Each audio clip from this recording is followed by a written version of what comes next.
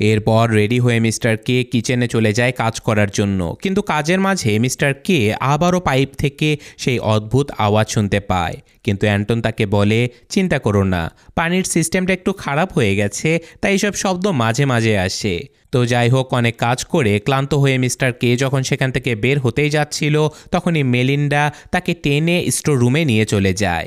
সে mister কে ফার্নিচারের দিকে ধাক্কা দেয় আর নিজের ইচ্ছে মতো সব কিছু করে ফেলে। বেচারা মিস্টার কে এর ইজ্জত এখানে লুটপাট হয়ে যায়। আর এরপর মিস্টার কে শেফের অফিসে নিয়ে যাওয়া হয়।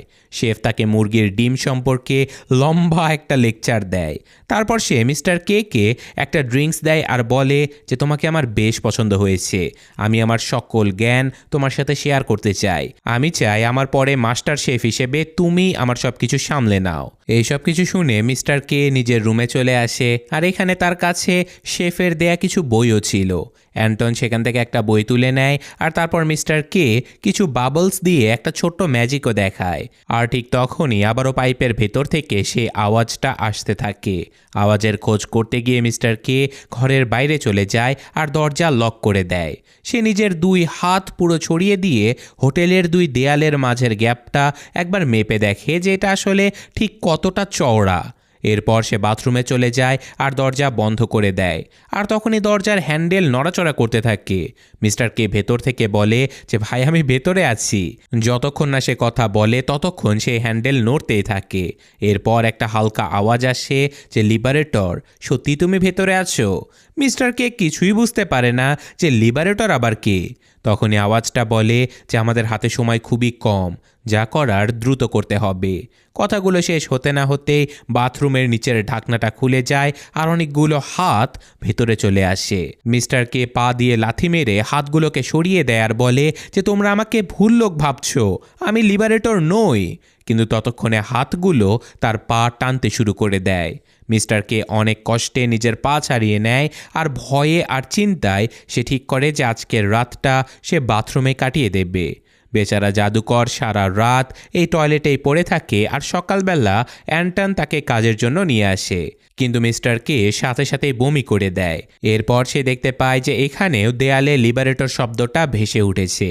সে যখন অ্যান্টনকে লিবারেটরের মানে জিজ্ঞাসা করে, তখন অ্যান্টন বলে যে এইসব দিকে একদমই মনোযোগ দিও না, এগুলো সব ফালতু, কেউ মজা করছে, হোটেলের দেয়াল নষ্ট করার জন্য এইসব কিছু করে বেড়াচ্ছে কেউ। এরপর তারা দুজন আবারও কিচেন রুমে চলে যায়, আর আজকে কাজ করতে করতে মিস্টার কে অ্যান্টনকে হোটেল থেকে বাইরে যাবার রাস্তার ব্যাপারে জিজ্ঞাসা করে। এটা শুনে অ্যান্টন জানায় যে আমি তো 7 বছর ধরে এখানে কাজ করছি, আমার তো মনেও নেই যে আমি শেষ কবে এখান থেকে বাইরে গিয়েছিলাম, তাই আমি আসলে বাইরে যাওয়ার রাস্তাটা ভুলে গেছি।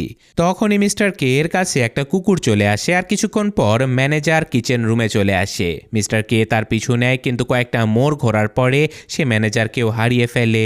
এরপর মিস্টার কে মাস্টার শেফের অফিসে চলে যায় আর তাকে বলে যে আমি আমার এই কাজটা ছেড়ে দিতে চাই। সে ভেবেছিল এতে করে তাকে হোটেল থেকে বের করে দেয়া হবে, কিন্তু মাস্টার শেফ তাকে বলে যে না, তুমি প্লিজ এখানেই থাকো, তুমি প্রমোশন নিয়ে নাও, তুমি বেতন বাড়িয়ে নাও, কিন্তু যাওয়ার কথা বলো না। মিস্টার কে না করে দেয়।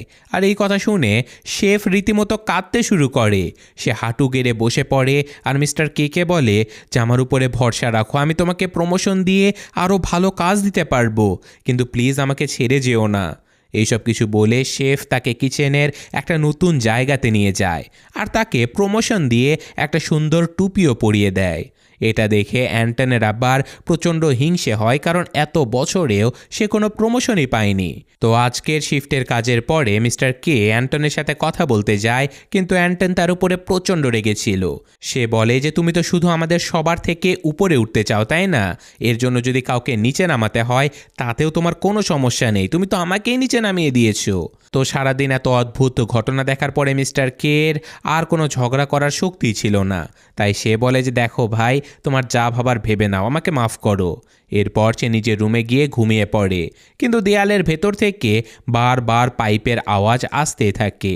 দেয়ালগুলো দেখে তার অনেক সন্দেহ হয়, তাই সে জানালা থেকে দরজা পর্যন্ত একটা দড়ি বেঁধে রাখে, যাতে করে ঘরের মধ্যে কিছু হলে সে ব্যাপারটা ভালোভাবে বুঝতে পারে।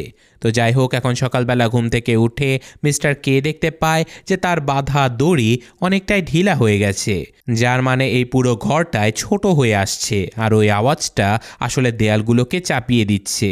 এসব কিছু বুঝতে পেরে দৌড়ে সে অ্যান্টনের কাছে চলে যায় আর তাকে বলে যে এই হোটেলের ঘরগুলো ছোট হয়ে যাচ্ছে। সে 2 হাত ছড়িয়ে দিয়ে বলে যে দেখো, আমি 2 হাত দিয়ে এই দেয়াল দুটোকে ধরতে পারছি, অথচ গতকালও আমি এই দেয়াল দুটোকে স্পর্শও করতে পারতাম না। কিন্তু অ্যান্টন তার কথায় একদমই বিশ্বাস করে না। কিন্তু তারা যখন কিচেন রুমে চলে যায় তখন দেখতে পায় যে সেখানে রীতিমতো হুলস্থুল কাণ্ড বেঁধে গেছে।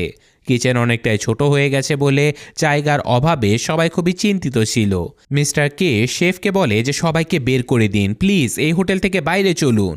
কিন্তু শেফ না করে দেয় আর বলে যে না, আমরা কোথাও যাব না, আমরা আমাদের অতিথিদের জন্য রান্না করতে থাকবো। এটা শুনে মিস্টার কে প্রচণ্ড রেগে যায়। সে টেবিলের উপরে উঠে পড়ে আর সকল লোকজনদেরকে বলে যে তোমাদের জীবনের কি কোনো দাম নেই নাকি? এই হোটেলের সকল দেয়ালগুলো চেপে আসছে, আমরা দ্রুত বের না হলে এখানেই ভর্তা হয়ে যাব। এটা শুনে স্টাফেরা তাদের বাসনপত্রগুলো পেটাতে শুরু করে দেয় যেন তারা মিস্টার কে এর কথার বিদ্রোহ করে দিয়েছে। অদ্ভুত কোনো কারণে এদের সবারই যেন ব্রেন ওয়াশ হয়ে গেছে।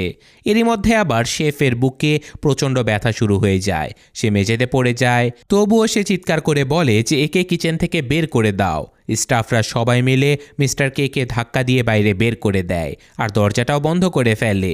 মিস্টার কে আবারও ওই 2 বোনের কাছে চলে যায় আর দেখতে পায় যে তারা তাদের আসবাবপত্রগুলো করিডোরে বের করে রাখছে, কারণ তাদের রুমটাও ছোট হয়ে যাচ্ছে, ঘরে বেশি জায়গা ছিল না। মিস্টার কে তাদের সোফা বাইরে বের করতে সাহায্য করে আর সেই বোন দুজন বলে যে এই হোটেলের ভেতরে কোনো দানবীয় শক্তি রয়েছে, এই ঘরগুলো অনেক চেপে এসেছে। কিন্তু অদ্ভুতভাবে তাদের মধ্যে কোনো ভয়ই ছিল না। তারা দুজনে নিজেদের রুমে চলে যায় আর জোরে জোরে গান বাজাতে শুরু করে দেয়।